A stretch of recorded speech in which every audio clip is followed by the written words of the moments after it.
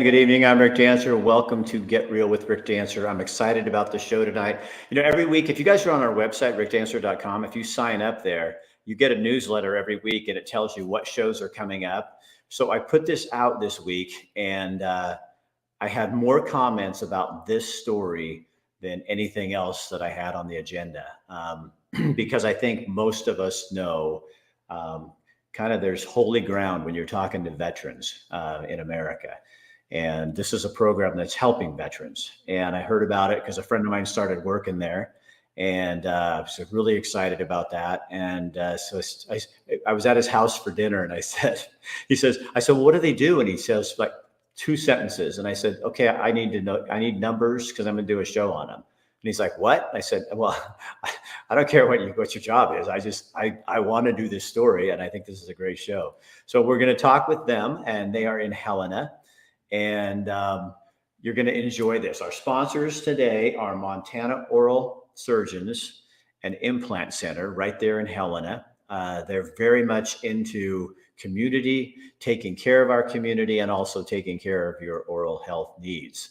A lot of people you're not looking for an oral surgeon until you need one, but we figure if you get the message and you know these people are all about you and your community, that you'll be attentive. And so that's they're one of our sponsors. Also, I'm going to show you, this is Fairway Independent Mortgage Corporation, Greg Hinkle, his lending team. They're out of Helena also, but they can do loans and work in mortgages in Oregon, Washington, and in Montana. And Greg's number is 406-439-5626. If you need help, he can help you out with that. He believes in freedom of speech. He believes in having conversations that no one else wants to have. And hey, that's what we do. So he's one of our sponsors. Also, BS Free MD. Yes, that's BS as in, Free MD. 2 doctors, Tim and May out of Oregon. They do a show every week on medical things, all kinds of different issues. They come on our show so that you will know about them, so you can go find them. They got a little message for us coming up a little bit later as well. And I think that's it. Oh, and Chris Dental Family Dentistry out of Eugene, Oregon. They also do dentures now. Chris Dental Family Dentistry is our biggest sponsor. They sponsor every show we do because Dr. Bratlin believes that you have the right to hear all kinds of information, and that's what he's here for. All right, so that's the topic. Now, I got a bunch of people to bring on here, so you got to be patient with me. Oh, and I forgot, Bill London's here tonight from KPNW with some national news, some Oregon news that's going to make you think, yes, you really do live in crazy land. That's what I love. When Bill does his newscast, I walk away and I go, oh, thank God I don't live there anymore. But that's beside the point. So let's bring on our guests, and I'm just going to pop everybody on here at once. And Aaron, I didn't get to meet you ahead of time, but I see you popped in. I hope you're just not some guy that found my way onto StreamYard and you're really supposed to be here. I don't know. He could be an axe murderer. We don't know. So yours and Rodney's mics are off. If you guys want to flip those on, because it tattled on you a little bit. There, Aaron, we got you. Aaron, I can hear you. Good. Okay, so let's start with Karen. Tell people what this program is and kind of the basics of what you guys do. Awesome. Well, the Adaptive Performance Center is a nonprofit fitness center. We are located in Billings. We are in Billings right now. We're located in Billings and Helena, Montana. Our mission is to eliminate the veteran suicide rate through the use of physical fitness and recreating community for our veterans and active service members. That's a big charge. I mean, that's huge. So, Mitch, when did you two take this on? Oh man, I'm guessing you're the partners in crime. Is that kind of why? We are the partners in crime. We started, what was it, 2017? Probably. We opened in 2020. And then we opened in 2020, 2 weeks before COVID. And so how does exercise, I mean, I know because I'm an exerciser, but exercise and mental health, how do those two go hand in hand? Well, my motto is work your body, work your mind. And both of them go hand in hand that way. And when you combine physical fitness and mental health, you create a recipe for absolute success.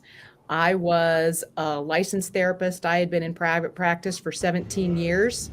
And when I changed careers, I saw people make more changes in their life in 4 or 5 personal training sessions than they did 10 years on my couch. And so it really was the perfect thing to put together and recreating that community for veterans. Is that so? Now, Aaron, are you also a veteran? I am. Okay, so Aaron, Rodney, and Kathy are all veterans. Rodney is now also a trainer. So obviously, you like this so much, you started seeing the value of doing this for other people. Tell me what this was for you, Rodney. I did, and that's a really a great segue. Is I actually work with the trainers here in Billings, but my role here with the team is a peer mentor. So as a fellow veteran myself and former Marine, it's an awesome opportunity for me to interact with those different members and individuals, really at an individual level. We have the trainers, Karen and Mitch, and our veteran service advocates, and our occupational therapists. For me, it's really just that one-on-one and two-on-one and multiple interactions with the team. Some of our community coordination, soliciting support, but really it's just being that kind of one-off person that bounces around, being able to interact with each one of the team members. And I've only been with the group here for about 2 months, Rick. Transitioned from private industry myself. I was in the military and got out in off of active duty in 2000. So for me, it's a little bit unique because we've got a lot of folks transitioning into, or out of the military, and working through all the issues and challenges that they have associated with that. Me coming through on the other side of it is I'm transitioning myself, retiring from my professional career and kind of coming back into this. And it's been the sense of accomplishment and reward that you get from every one of our members and our staff every day is just truly breathtaking. I go home and I get to explain, what I do and with the team members to my wife and to my family. And it's the only place where you can have the highest of highs and lowest of lows all in the same day. But even those lowest of lows are good things because it's an interaction with a member, a team member, somebody else in the community that's recognized what we've done. And that low may be a point in their life that is the building block for where we're getting to moving forward. And it's been unbelievably rewarding. So Kathy, how did this help you? What were you dealing with? Okay, so I moved to Billings 3 years ago, and I'm obviously very overweight and in pretty bad shape physically. And I went to see a new doctor at the VA, and she said, "You need to go to this gym." And I said, "I've never been to a gym in my life. I'm not going to this gym." And she said, "Either you go or I'm taking you." And I've been coming here for a little over 2 years. So what's the battle going on in your head with the That I'm that I'm too old for this, that I'm a female, that I have lots of health issues, and I just kind of gave up on getting any better. Do you think there's a lot of people that are in that category of what you said, that that are overweight, and does shame keep them from going to the gym and stepping out and doing something like this? Absolutely. And I have people that I come into contact with who say, "Why in the world would you want to go to that gym?" And I say, not only does it help me physically, but these people have been a tremendous help for my mental health. How so? What is it? Talk to me about that, Kathy. Well, if you don't feel very good about yourself, you don't do much. And I've made some very good friends here who don't care what I look like or whatever, but they're very accepting. And Mitch and Karen have been phenomenal to me personally in accepting me and helping me be a better person. Does that make you walk? Do you hold your head higher and you walk and go, this is who I am. This is Kathy Bruin. Absolutely. And I try to get my I live in a senior apartment building, and I try to get other veterans in my building to come, and they say, "Oh, I don't need that." Well, they do. They need it just like I did. But this has been a great place for me to come. So Aaron, tell me, dude, what's your story? What's going on with you? I've been living in Billings for about 3 years now as well. So got here about the same time, Kathy. But I started going to the APC back in November, and it's really I kind of heard about like golden retriever people, Rick. Yeah, no, explain. It's people that have like the same energy as like a golden retriever. Like they're just excited to see you. Like they always are greeting you with like a smile on their face, and that they're happy that you're there. And that's kind of what you get at the APC is, these people that are happy to see you, like they make an effort to greet you, and they know your name, like they know your face, and they're happy that you're there to better your health and be with them. So why did you need that I as a veteran? was just coming back from a pretty dark place. Like, didn't really feel like I was super connected, I guess, with like the community for like the first couple of years that I was here, and then that was a huge like step for me, with feeling like I had like people that I knew, and like I was looking forward to seeing them, because like I'm there every day just about in the morning, and there's always somebody there, and they're always happy to see you. So I've never, I've never served in the service or anything. So how hard is that, Aaron, when you come back, like you've been somewhere and had people that you were so tight that you'd kill for each other, and then you come back and you have no name. I mean, you're not nobody. You know what I mean? How hard is that? It definitely has its challenges. Like there's a sense of loss almost, where it's like these are people that you love, you spend all your time with them, and then they're suddenly not there. So you're missing something, like a piece of you kind of somewhere else. And I'm guessing you go to the gym like I do. I do like to work out, and I work out hard, but I'm there. But people go, "Why are you there 3 hours?" I said, "God, I got to talk. I'm talking to people. I mean, I got social time built into my schedule here. It's like sit-ups, push-ups, chat with this guy that walks by." Does that make you feel like you're more connected to the Billings community, and just like to keep because I'm guessing mental health is a big thing too. Absolutely. Yeah, it definitely does. Like, no doubt. So Rodney, when you came back, did you have that same experience where you didn't fit in anymore? I mean, let's just face it, none of us really fit in, but there's this image that we're supposed to fit in, and you come back from something, you're like, it's kind of coming back. I would think it'd be like coming back from camp or a really big convention where you learn all this stuff and you come back in and you're excited about it, and nobody else even knows where you're from or what you're doing.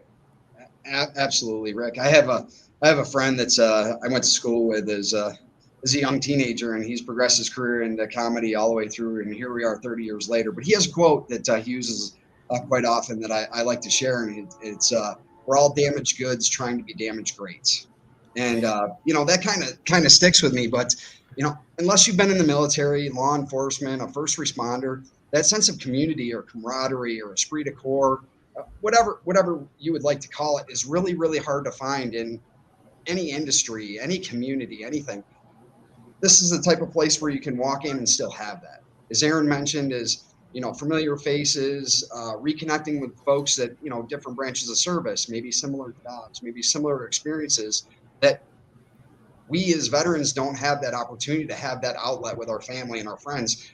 Again, people that we're super close with, but don't have those life experiences as service members to be able to reconnect to, and APC gives us that place to be able to do that here.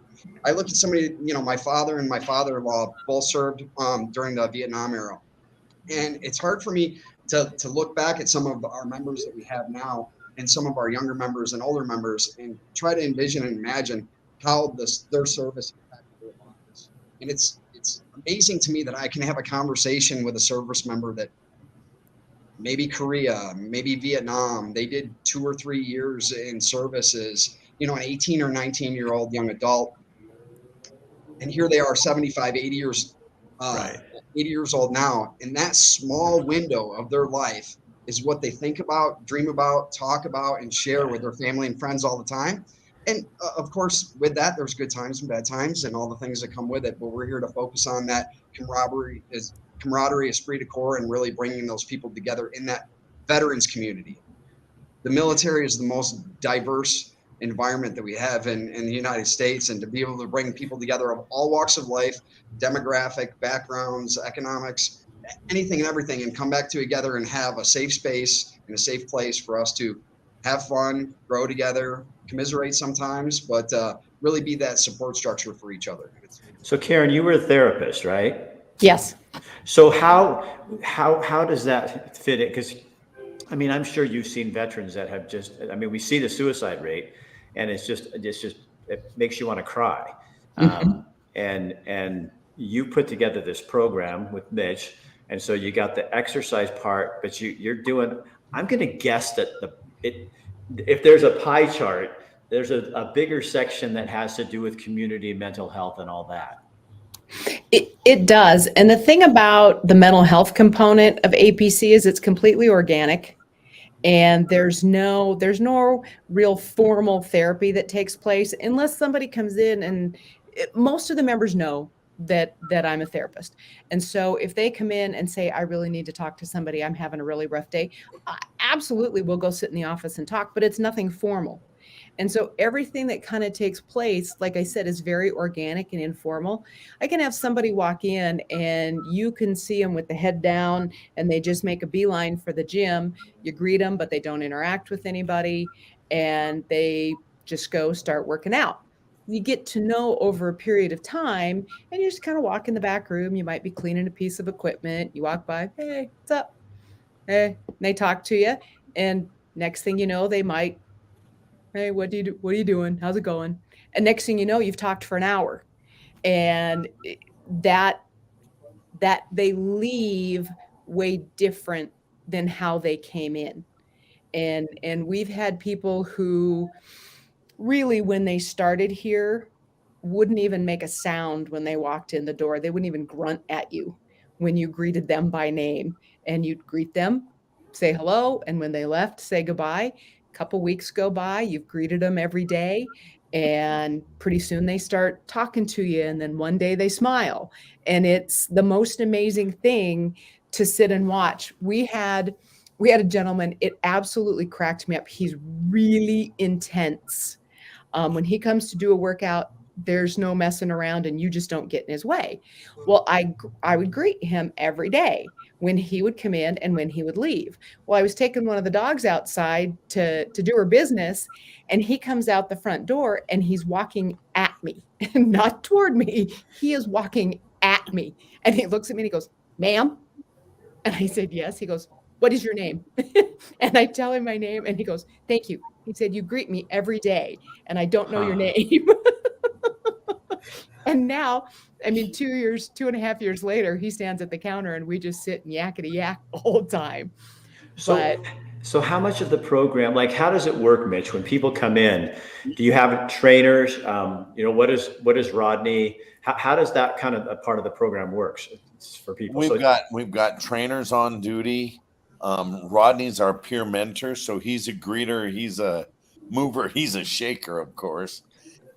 But our trainers will always introduce themselves and meet the person that comes in the door, no matter what. And we want them to meet them by name, say hello, say good morning, whatever. And we want them to say goodbye to them. And during their workout, our trainers are out on the floor. They're going to help them out if they need help. If they don't, they'll just talk to them a little bit. Now, how is the program paid for? We are a non-profit, Rick. You're hilarious. That means they make no money. we beg, borrow, steal. So we can. Is there a fee for the veterans or? So it's $19.95 a month, but nobody's turned away, and that includes everything. That's not a fee. That's like not a tip. Fee. No.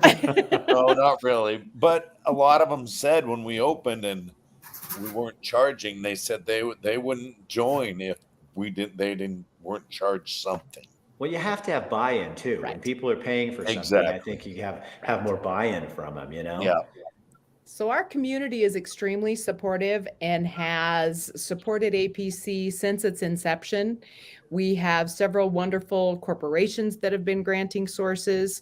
And then last fall, we got our first federal grant, and our federal grant allowed us to hire trainers, an occupational therapist, veteran liaisons, and peer mentors in both locations. We put the entire grant into hiring staff. So how many people are in the Billings location and how many are in the Helena? Staff or members? Members. Members in Billings is right at about 708. Yeah. And Helena's 250. What? Lots of Seriously? opportunity. Lots of Oh my opportunity. gosh.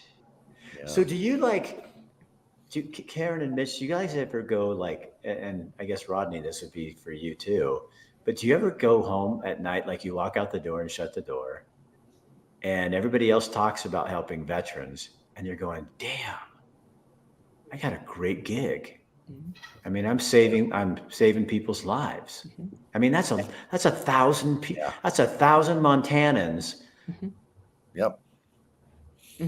That we're able to work with and hopefully improve their lives. We have So the best Aaron- job ever.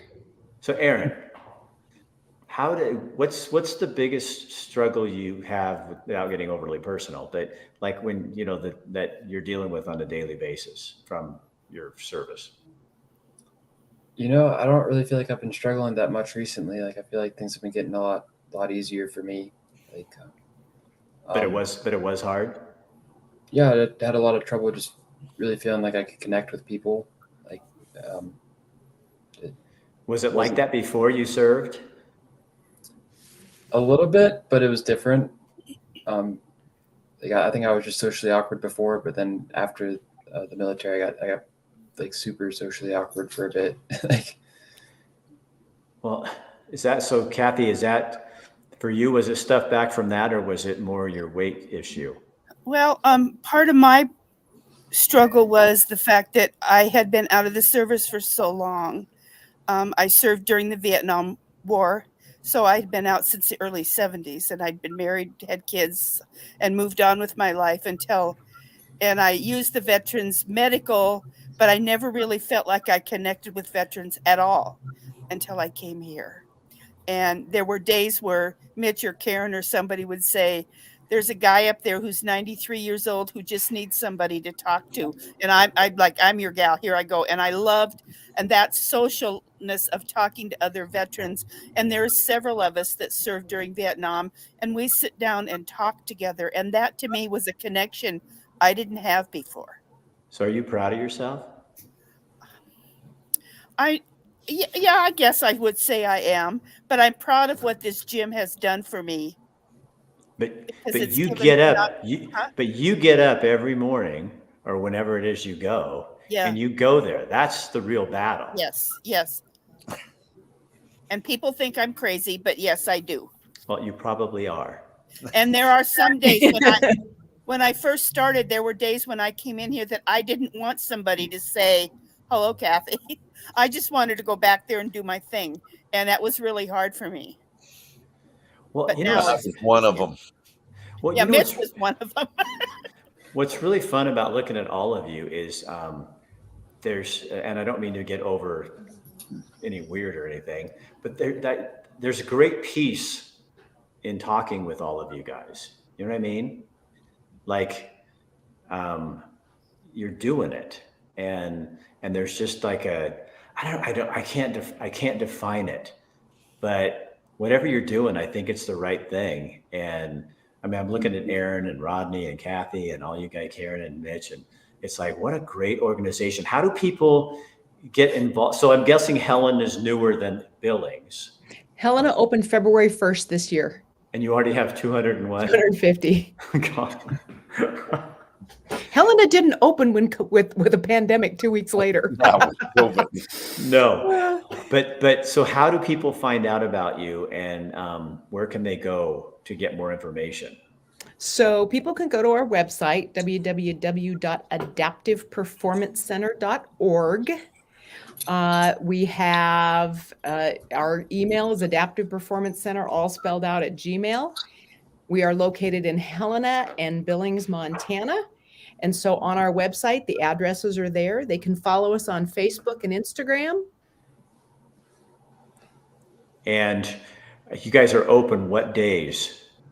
We are open Monday through Friday from 6 a.m. to 8 p.m. and Saturday for the summer, 8 to noon. But in the fall, we'll go back to 8 a.m. to 4 p.m. All right. Kathy, Rodney, Aaron, anything else you need to tell me? Well, all I can say from my standpoint is these two people have really made me a much better person. I hate to admit that, but Karen and Mitch have really helped me. I love you, Kat. Thank you, Kathy.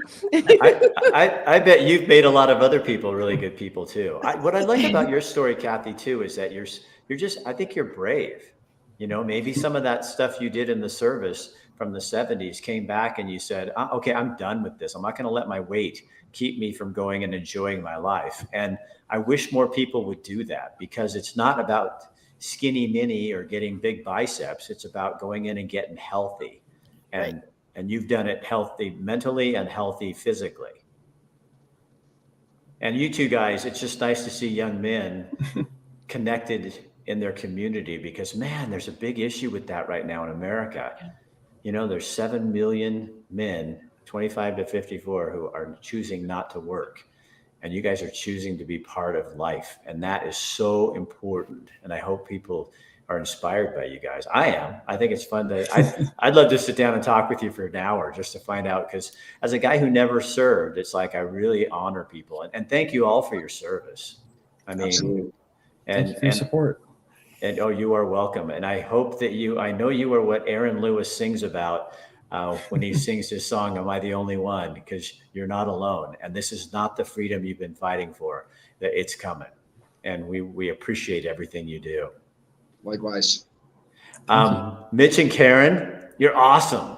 Thanks, Rick. Yeah, no, I really like this. And we'll have to do this again when you guys have Okay. something come up. If Love an it. issue comes up or something you're seeing a lot of veterans deal with, come on and we'll bring that out and Okay. kind of help people. Because one thing I learned, and I'll just say this to my audience here too.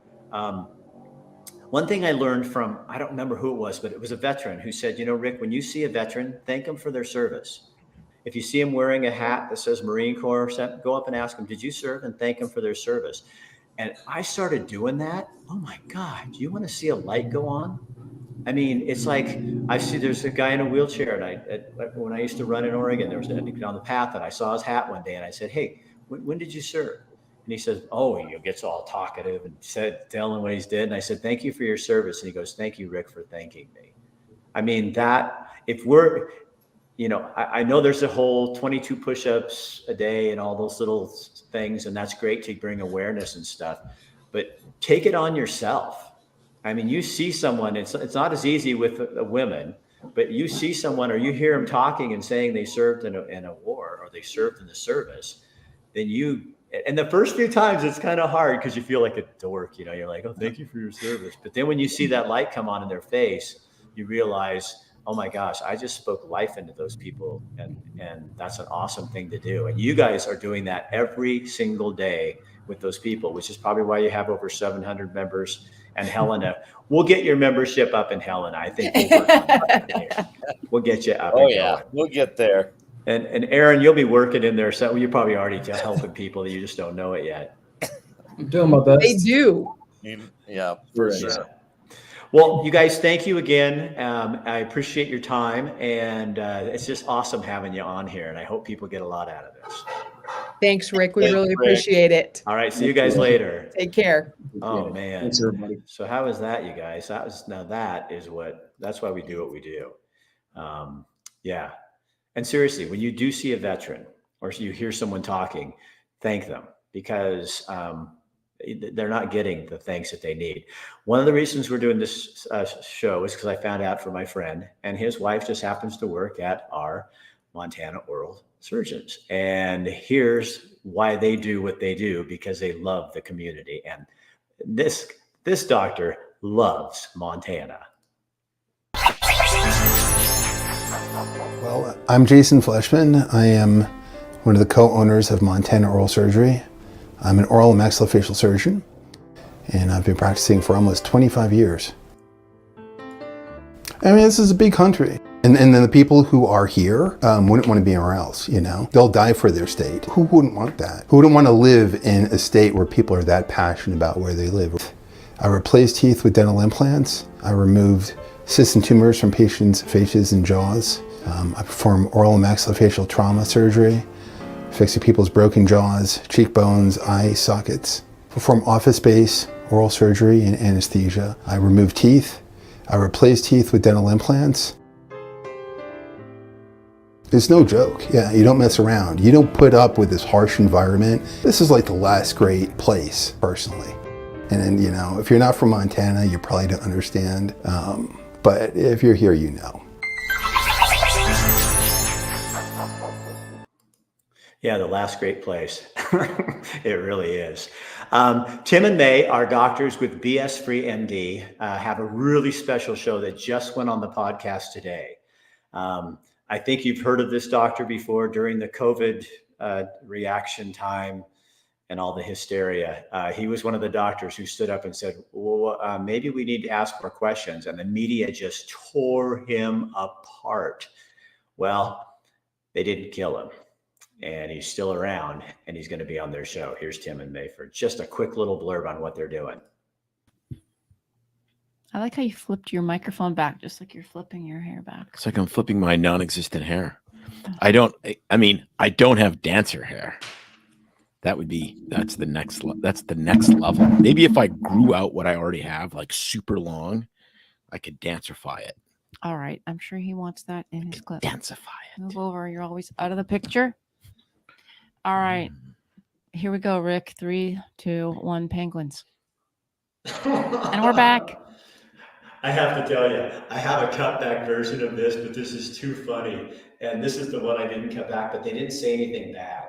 So I'm gonna zip it forward a little bit, and you'll hear the what I'm looking for. But I love these two. They always give me the dancer land, and you guys are my dancer fans. So hang on just a second. We're back, and oh boy. I'm gonna pull it forward. Other animals, oh my. How they're feeling, so they don't have to guess. And putting it in a way that he. And then today's episode. Here you go. Dropped. Mm-hmm. Unbelievable. An absolute B-52 payload full of truth bombs with the unbelievably amazing megastar in a white Peter McCullough. Unbelievable. A true warrior in a white coat.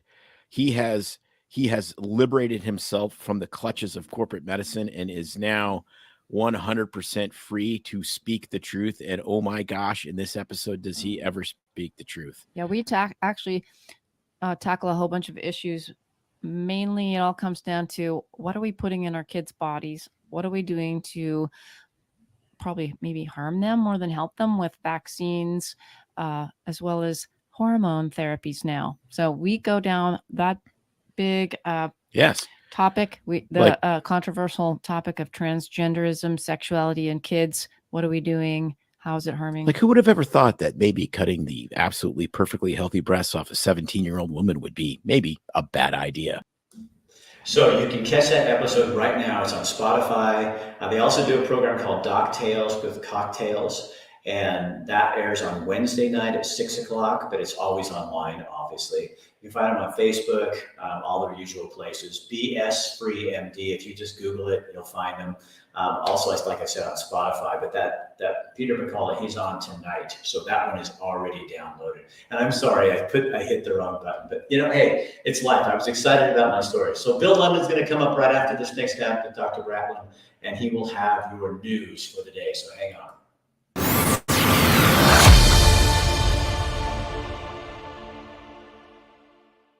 This guy's really good. Shannon is the best denturist I've ever seen. He was coming in on Fridays, and now he's coming on Fridays and Monday. But everybody that leaves with him, he always has me come. He goes, "Come here," because I'll come in on Fridays. He's like, and they look absolutely beautiful. The patients, there's hardly any redos. Like, I wish, and I probably will advertise a lot just to get him some momentum. But he is so good. He's the best denturist I've ever met. Yeah, his outcomes, because you make denture and they don't fit very well, they don't look very good. He's awesome. Not only does he take the impressions, there's a lot of art to taking impressions, but he also makes the dentures. He's fantastic. I love having him. He's made my life a lot easier because I don't have to worry about dentures anymore.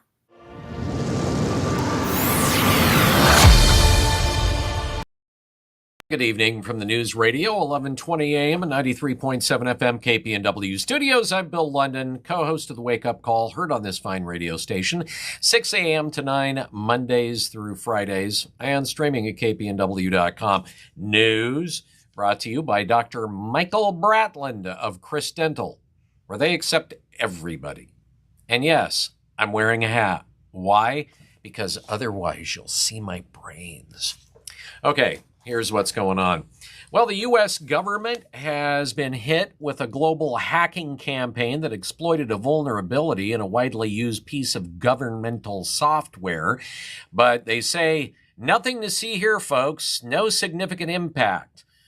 The nation's cyber watchdog agency, the U.S. Cybersecurity and Infrastructure Security Agency, said a number of federal bodies had experienced intrusions following a discovery and a weakness in a commonly used file transfer software called MoveIt.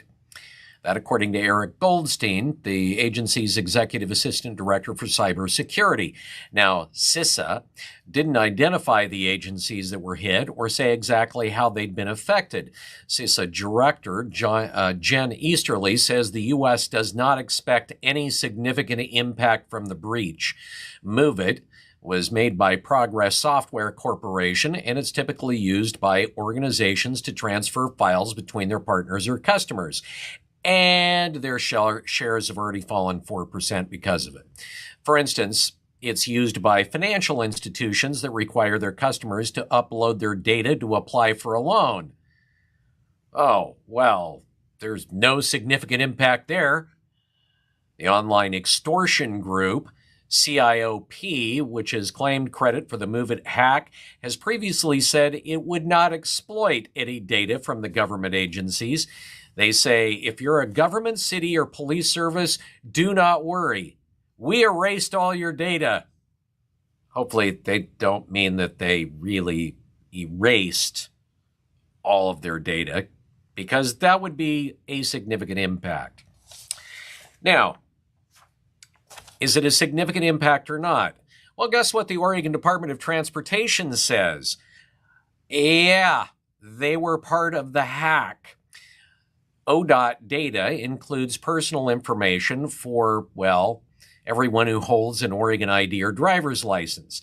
And ODOT says it worked closely with state cybersecurity services and engaged in a third-party security specialist for analysis.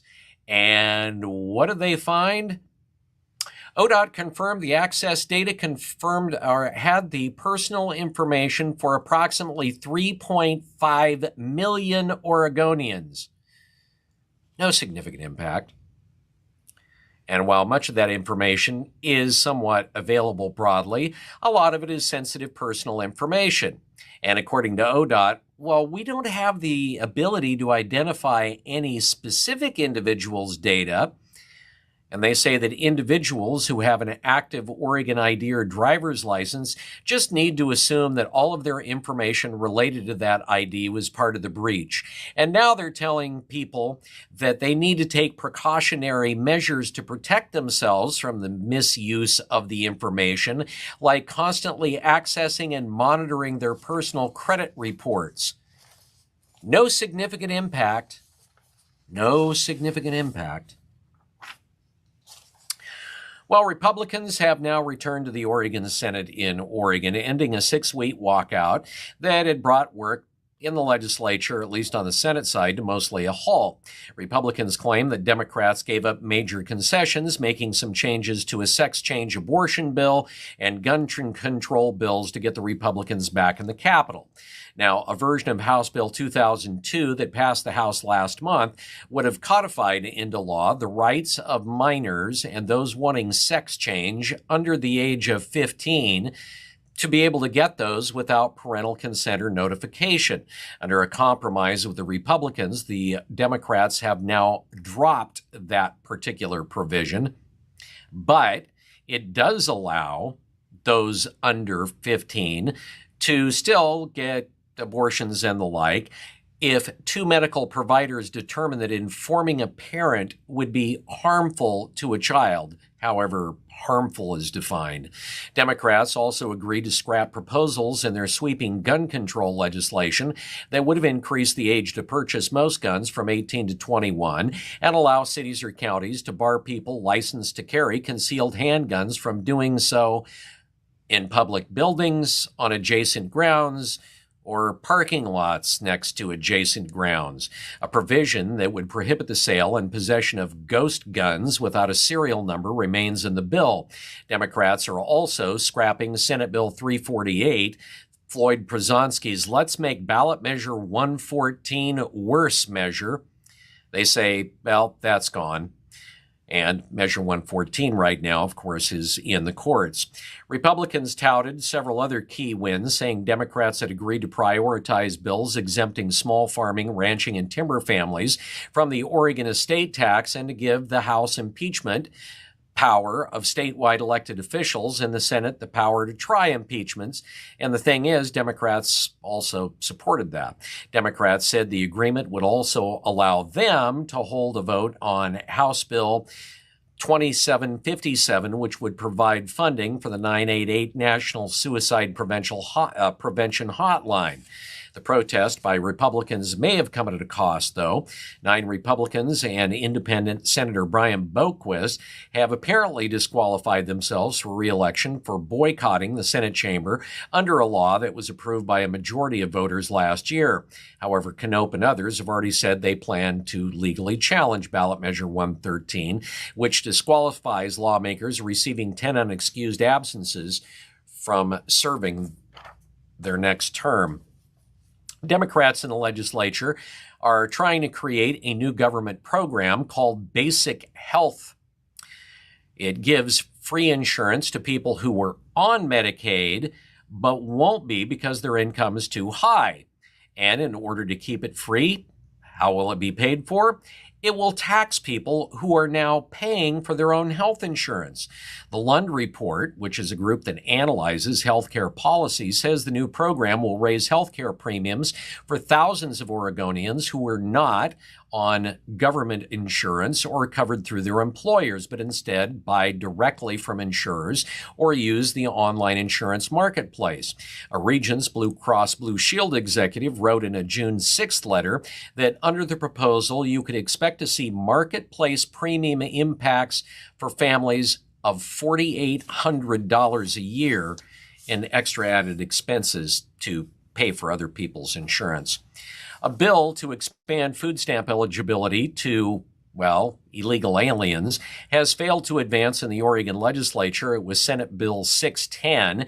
It was co-sponsored by Senator Winsby Campos, Senator James Manning, and Senator Chris Gorsuch, all three Democrats. It did not make it to the floor of the Ways and Means Human Services Subcommittee by its last meeting of the session. So right now, it's dead. But advocates for the bill say that the efforts to pass this legislation would continue next session. Senate Bill 610, dubbed the Food for All Oregonians. How can you be an Oregonian if you're not even legally in the country? It would have used state funds to give access to the Supplemental Nutrition Assistance Program to those who don't meet federal citizenship requirements. Well, when Oregon legalized marijuana, the black market exploded in Oregon with cartels saturating the state.